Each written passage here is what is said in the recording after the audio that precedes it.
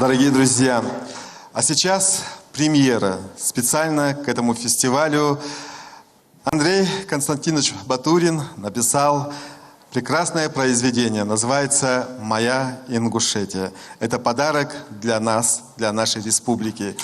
Приветствуем!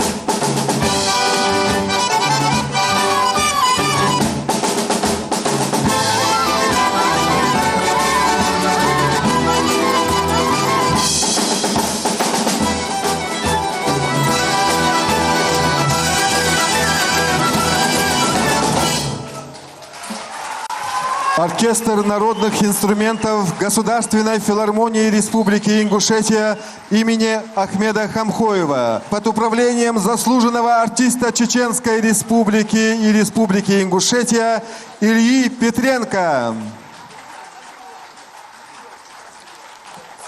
Друзья, я хочу поблагодарить замечательный оркестр и его художественного руководителя и дирижера, потому что я очень мало имел представления об ингушской музыке, но я решил вдохновиться, и вот мне показалось, что в этой музыке вот то, что было показано на экране, было. И за короткий срок они совершили героический поступок, они выучили это произведение, и мастер-маэстро еще сделал это с такими тонкими нюансами, о которых я даже не думал, поэтому они настоящие соавторы этой музыки. «Моя Ингушетия», она в сердце. На следующий год напишем симфонию. Спасибо. С праздником, друзья, с Днем России. Спасибо, ребят. Спасибо. Спасибо.